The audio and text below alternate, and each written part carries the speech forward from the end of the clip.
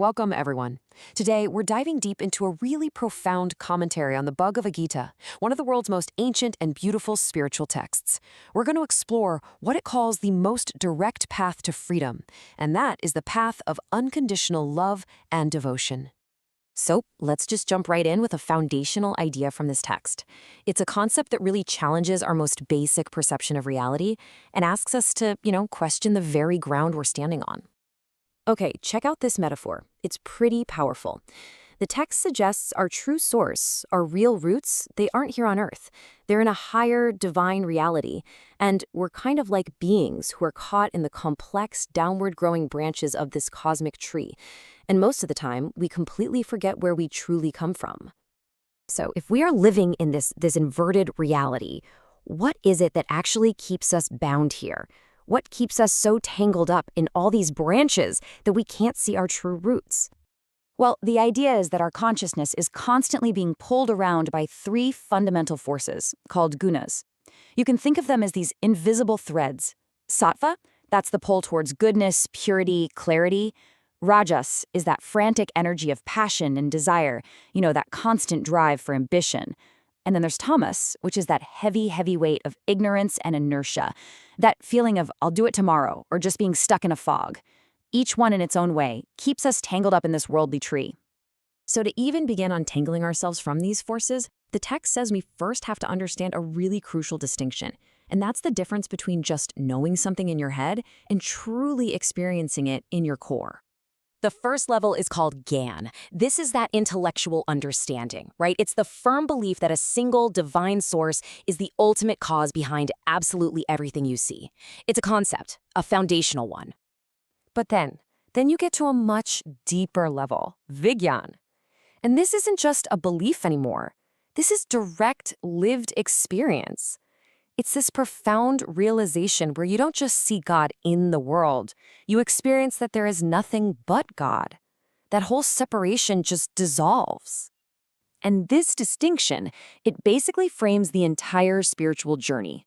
Jnana is like knowing, intellectually, that the river flows to the ocean. Vijnana is the direct, lived experience of becoming the ocean itself. It's the leap from an idea in your head to a total, radical shift in your consciousness. Okay, so while gaining all that knowledge is one way to approach this, the commentary we're exploring makes a pretty bold claim. It argues that the most direct route, the one that kind of bypasses a lot of those intellectual hurdles, is the path of Bhakti, the path of pure, unconditional devotion. I love this quote because it just gets to the absolute heart of this path. It's not about big, fancy rituals or expensive offerings. The text makes it so clear that the divine is only concerned with one thing: the sincerity and the love in your heart. That's it. That's the only currency that really matters. And this shows you how bhakti isn't just some separate activity you do for an hour a day. It's a complete reorientation of your entire life. Every single action becomes an offering. Every outcome, good or bad, is seen as a gift. The whole goal is to dissolve that ego, that little voice that says, I am doing this, and just transform your entire existence into a prayer. So let's really nail down this contrast. The path of knowledge, its goal is an ocean of undisturbed calm, right? A state of unshakable, perfect peace. But the path of devotion, it leads to something that commentary calls an ocean of infinite bliss, one with ever-increasing waves of joy. It's not a static state of peace. It's a dynamic, ever-growing, loving relationship.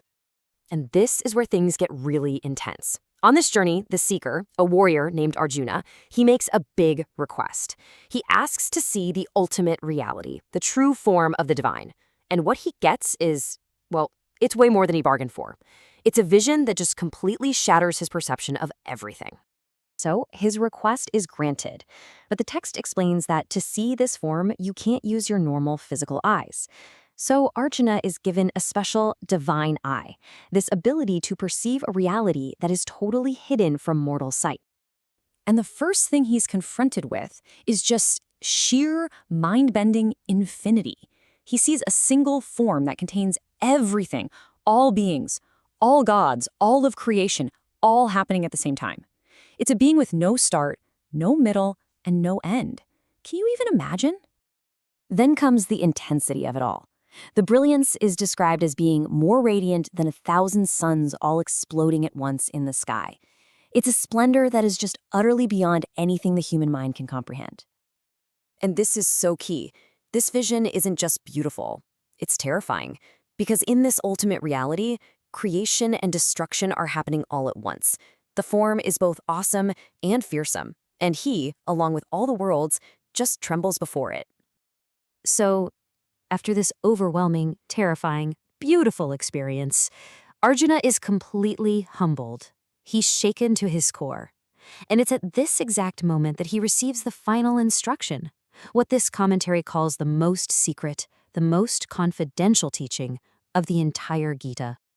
In this final step, this ultimate secret, it isn't about adding another practice or learning a new rule. It's actually the exact opposite. It's about letting go of everything you think you're supposed to be doing. And here it is. This is the ultimate promise.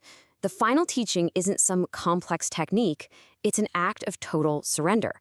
It's about placing the entire burden of your life, your fears, your future, all of it, completely in the hands of the divine.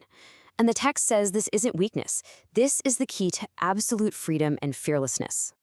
And so, we're left with a pretty profound question for our own journey, aren't we? If we look inward, what are the duties, the beliefs, the fears, the parts of our ego that we are still clinging to so tightly? The path is laid out, but that final step of letting go, that's always ours to take.